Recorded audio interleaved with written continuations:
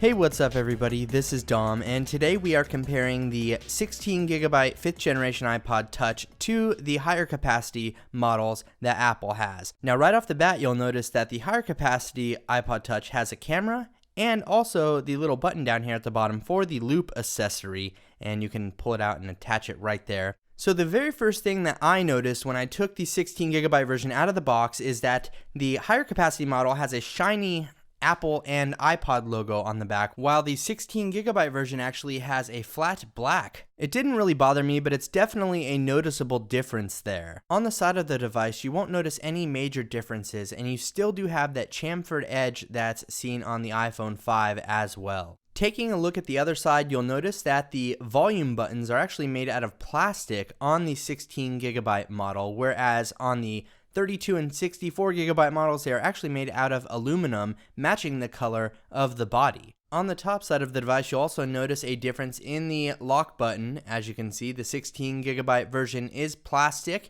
and right next to it too, you'll notice that you have a microphone there. That is because on the 32 and 64GB models, you actually have the microphone in between the flash and the camera, which obviously isn't available on the 16GB version, so Apple decided to stick it next to the lock button. On the front side, you'll still notice that the 16GB version does have a FaceTime camera to match the higher capacity models, so that is definitely a good thing.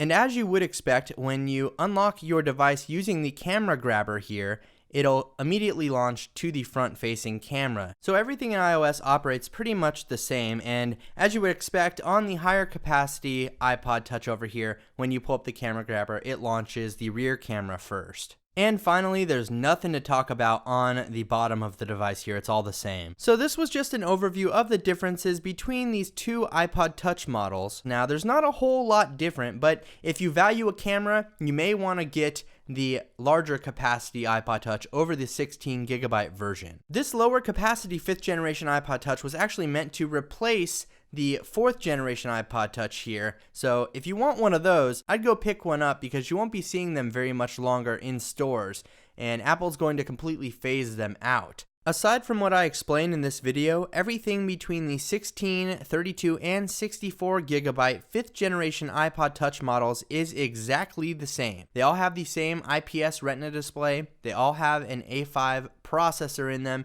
and they all run the same version of iOS. The one thing that I do enjoy about this model replacing the 4th generation is the backside of it. That backside of the 4th generation iPod Touch is a scratch magnet, for sure. Every single one I've seen is completely scratched up, and I like the smooth, brushed aluminum finish that's seen on the newer 5th generation iPod Touch models. Some people may call it a downgrade because you're not getting a camera on this model, but in my opinion, you're getting way better internal specs. You're getting a better screen, you're getting a 4-inch display, you're getting the A5 processor. Overall, it's a much better device. It's just missing the camera. That's really it. I hope you enjoyed this brief comparison video. Be sure to let me know which one of these models you prefer down in the comments below. Thanks again for watching, everybody. This is Dom, and have a great day.